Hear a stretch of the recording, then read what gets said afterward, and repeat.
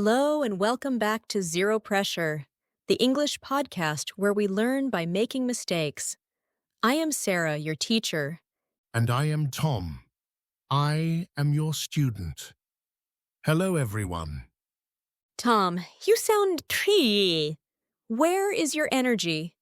We have a great episode today. I have zero energy, Sarah. I am exhausted. I am running on empty batteries. Did you sleep poorly last night? No, I slept fine. The problem is my morning. I tried to get coffee, but I failed. You failed to get coffee? How is that possible? You just walk into the shop and buy it. It is the easiest thing in the world. It is not easy. It is complicated. I went to that new cafe downtown, the one with the hipsters and the loud music. I walked in and I looked at the menu on the wall, Okay, and I understood nothing. Nothing. It did not say coffee or tea.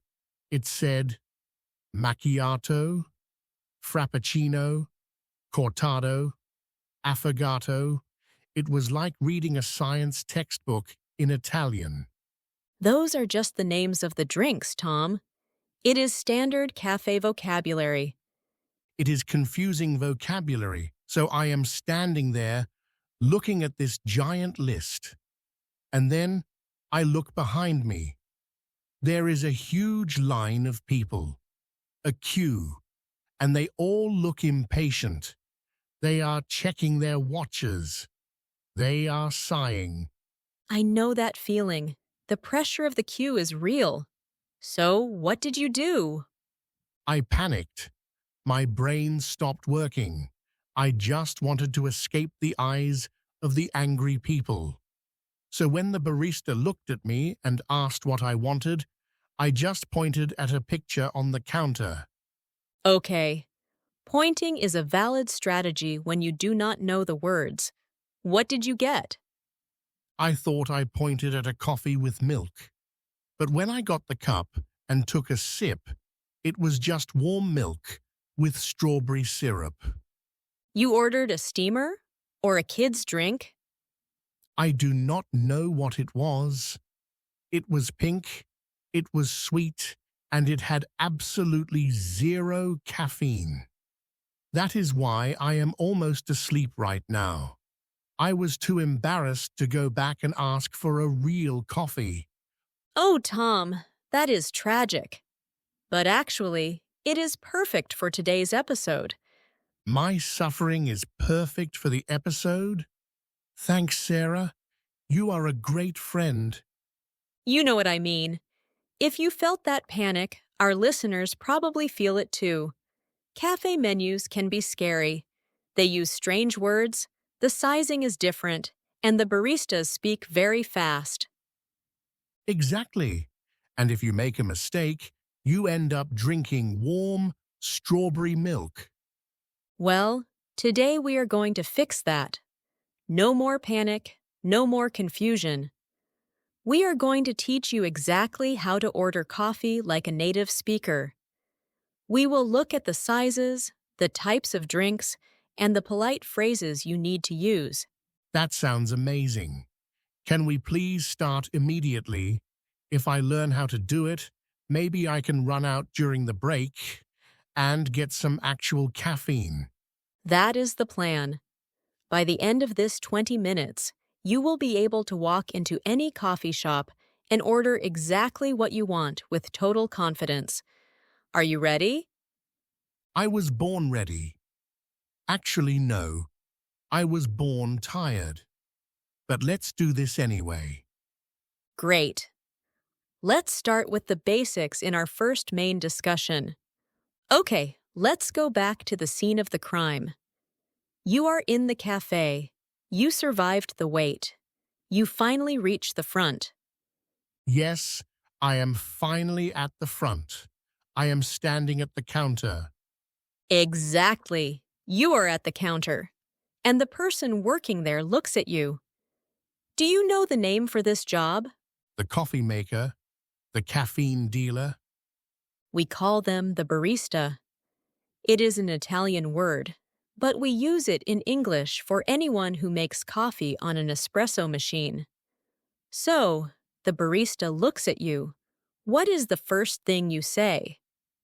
That is easy. I look him in the eye and I say, I want a coffee. Oh no. Tom, stop. Please stop. What? What is wrong? I want a coffee. It is a fact. It is grammatically correct. Subject, verb, object. It is grammatically correct, but socially, it is a disaster. In English, directness can sound very rude, especially with service staff. I want sounds like a demand from a toddler. But I am the customer. I am giving him money. Why do I need to be poetic? It is not about poetry, it is about politeness. We use modal verbs to soften the request. You should say, "Can I get a coffee?" Or, "Can I have a coffee?" Can I get? Can I get? It feels strange. Can asks about ability. Of course I can get it. He is selling it. Don't think about the logic too much. Just think of it as a fixed phrase. "Can I get" is the magic key that unlocks the barista's kindness. If you say, "I want," they might give you decaf when you asked for regular. Okay, I do not want that risk. So I approach the counter. I smile. I say, can I get a coffee? Perfect. But now we have the second problem. You cannot just say coffee. That is too vague. In my country, coffee means an espresso. Simple. Done. In an English-speaking cafe, coffee could be anything. Filter coffee, Americano, espresso, and then you have to choose the size. Ah, the sizes. This is where I panicked yesterday. This is why I ended up with the pink milk. Let's clear this up. In a normal, traditional cafe, you have small, medium, and large. That I understand. Small is small. Large is big. Logic exists. But in many big chains, and the trendy places you like to visit, they use different names. Usually, they are tall, grande, and venti. This is what I hate. Sarah, explain this to me. Tall sounds big, right? If a building is tall, it is big. Yes, usually. So why is tall the small size? It makes no sense. If I order a tall, I expect a giant bucket of coffee. But they give me a tiny cup. I know it is confusing. Tall is usually the smallest size on the menu, around 12 ounces. Then grande is medium. Grande. That is Italian or Spanish for big. So the medium is big? Yes, the medium is grande, and the large is venti, which means 20 in Italian because it is 20 ounces. This is ridiculous. It is a code designed to confuse tired people. I have a better idea. I think we should change the international system. Oh, really? What is your system? We should use family sizes. The small one, that is the baby size. The medium, mama size. And the big one, papa size. Can I get a papa size cappuccino? See, everyone understands that immediately. That is creative. But I don't think the coffee industry will change their menus for you, Tom. You just have to memorize it. Small is tall, medium is grande, large is venti. Fine. I will memorize it, but I will not be happy about it. Okay, let's practice. We are going to role play. I am the barista. You are the customer. You have been waiting in the queue for 10 minutes. You are tired. You are at the counter. Action. Okay, hello. I want a… Bzz. Stop. Try again. Sorry. Force of habit. Hello, can I get a grande coffee? Sure. Do you want a regular coffee or an Americano? Uh, regular? Okay, one regular filter coffee. Milk or sugar? Black. Like my soul today. Okay. Is that for here or to take away? To take away. I have to go to work. Perfect. Cut. That was excellent. You used can I get? You chose a specific size using the correct word, and you answered the takeaway question. Wait, I have a question about takeaway. In movies, I hear people say, to go. Good catch. Takeaway is very common in the UK, Australia, and New Zealand. To go is more common in the US and Canada. If you say takeaway in New York, they will understand you, but they might know you are a tourist. I am a tourist. I am a tourist in the land of coffee. And regular is another tricky word. Did you notice how I used it? You asked if I wanted a regular coffee. I assumed that means normal. It usually does, but in some specific regions, like parts of the U.S. East Coast, regular coffee implies a coffee with milk and sugar already added. But generally, internationally, it just means standard black filter coffee. This is too much nuance, Sarah. I just want caffeine. We are getting there. You have the size, you have the basic drink. But you mentioned earlier that you like specific things. You are a complicated man, Tom. I am a man of taste.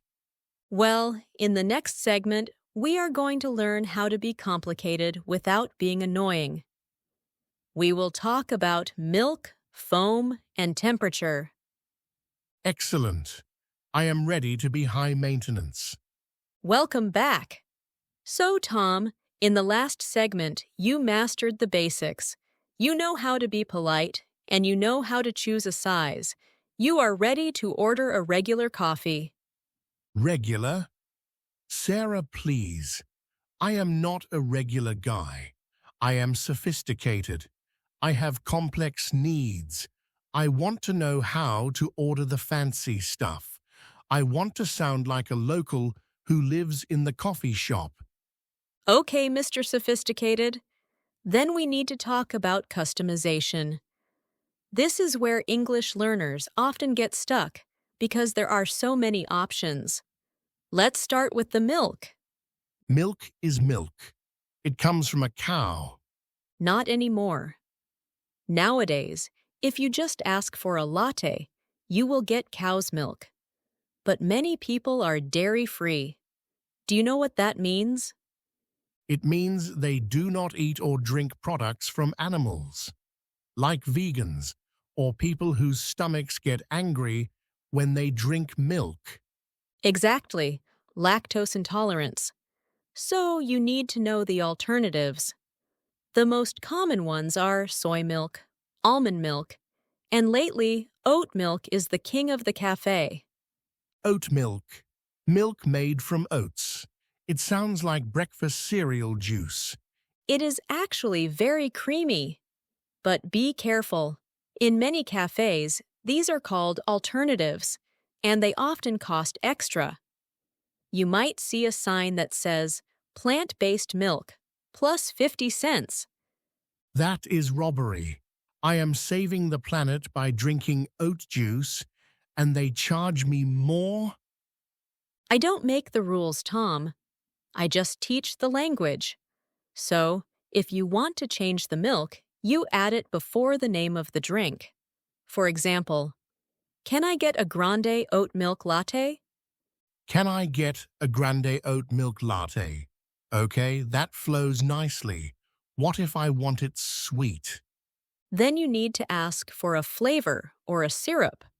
Vanilla, caramel, hazelnut. And again, The grammar is simple. You just stack the adjectives before the noun. A grande vanilla oat milk latte.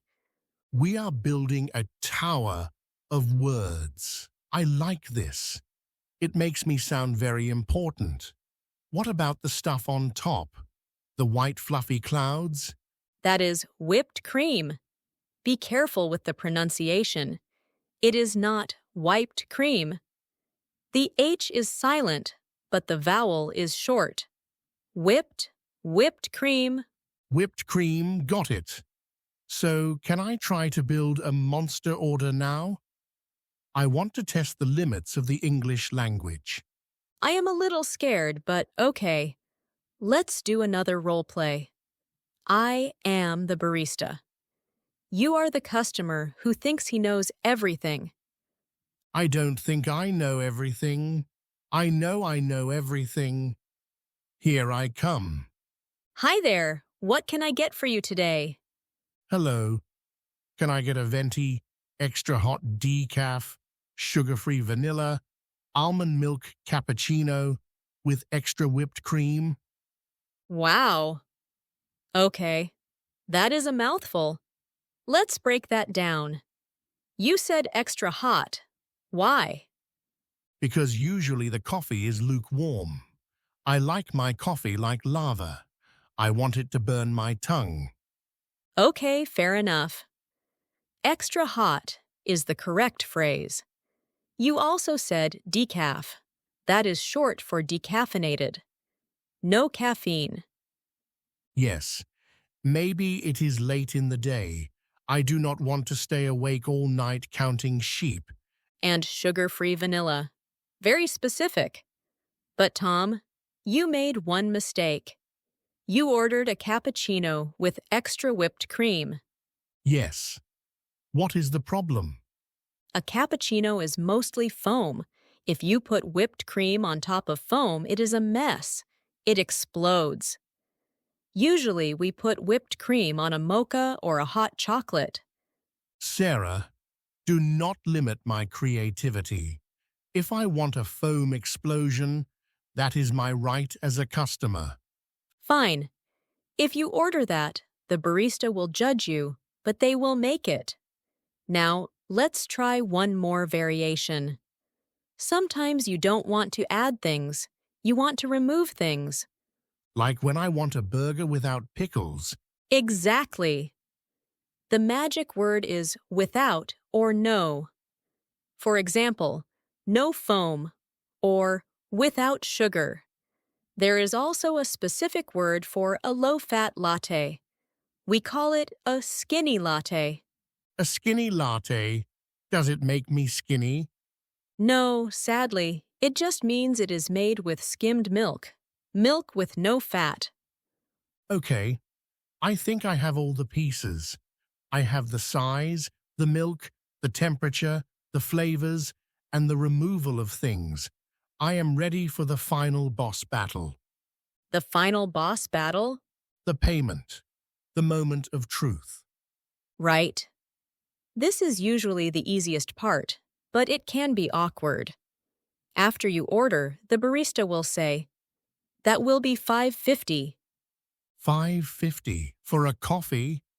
See, this is why I need to make it complicated. I need to get my money's worth. Focus, Tom. The barista says the price, then they might ask, cash or card? I feel like fewer places take cash these days. I went to a place in London once. I tried to give them a £10 note, and they looked at me like I was offering them a chicken. They said card only. Yes, card only is very common now, but if you do pay with cash, you need to understand the vocabulary of money exchange. The paper confirmation they give you is called a receipt. RECEIPT. But you didn't pronounce the P. Correct. The P is silent. It is receipt, not recept, just receipt. English spelling is a prank. Okay, receipt. And the money they give back to me? That is your change. If the coffee is $4 and you give them a $5 bill, the $1 comes back as change. What if I want to be generous? What if the barista was very patient with my Venti extra hot oat juice order? Then you can leave a tip. If you are paying cash, you can hand them the money and say, "Keep the change." Keep the change. I sound like a movie character. Keep the change, kid. It is a cool phrase. So, let's finish our role play. You ordered your monster drink. The total is $8 because you added so much stuff. $8. I am crying inside. Okay, I hand you a $10 bill. Okay, out of 10. Here is your receipt and $2 change. No, no. Keep the change. Buy yourself something nice, like a fraction of a coffee. Thank you. And would you like your receipt? No thanks. I do not want evidence of how much money I just spent on bean water. And there you go. Transaction complete. You have successfully navigated the menu, customized your drink, and paid without crying. I feel powerful. I feel ready. But Sarah, all this talk about coffee, I am starting to feel a little strange. Strange how? Remember that pink milk I drank this morning? The sugar is gone. The energy is leaving my body. I feel the crash coming. Oh no! We have one segment left. You need to stay awake for the vocabulary recap. I will try, but everything is starting to look a little blurry. Quick, let's move to the outro before Tom falls asleep on the microphone. Tom, wake up! What? Who? I didn't order the decaf. I promise. You are fading away, Tom, but we cannot finish the episode yet. It is time for the rapid fire round. The rapid fire round? That sounds fast. Can we do the slow motion round today? No time. I'm going to give you a definition, and you have to give me the word we learned today. You have 3 seconds per word. Are you ready? I am physically present. Let's go. Word number 1. This is the person who works behind the counter and makes the espresso drinks. That is the barista, the coffee artist. Correct. Word number 2. This is the feeling you had in the beginning of the episode. It means to feel sudden fear or anxiety. Ah, yes. To panic. I panicked. Past tense. Excellent. Word number 3. This is a small piece of paper that proves you paid for something. It has a silent letter P. That is the receipt? No, receipt. Yes, receipt. You remembered the pronunciation. Okay, word number 4.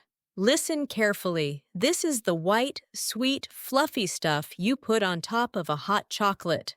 White, fluffy stuff? Is it shaving cream? No. Do not eat shaving cream, Tom. Try again. Oh, it is wiped cream. Close. Remember the sound. Whipped cream, whipped cream. It is delicious. Good save. Okay, final word. This is an adjective. It describes food or drink that you buy in a shop, but you eat or drink it somewhere else.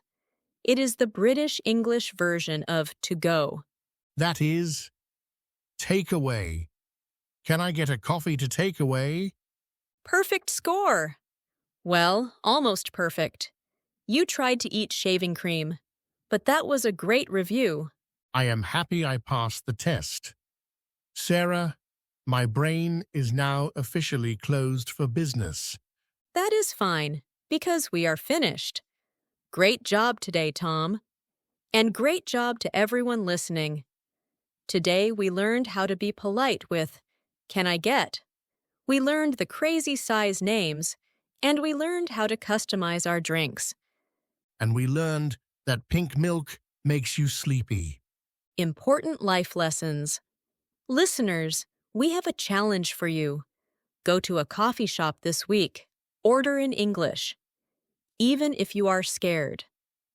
Yes, do not point at the picture. Use your words. If I can do it, you can do it. If you enjoyed this episode, please hit the subscribe button and leave us a like. It really helps the channel. And tell us in the comments, what is your favorite coffee order? Mine is now a Papa-size black coffee. I need it immediately. Go get your coffee, Tom. Thanks for listening, everyone. This is Sarah. And this is a very tired Tom. Zero pressure, zero stress, just English. Bye. Good night.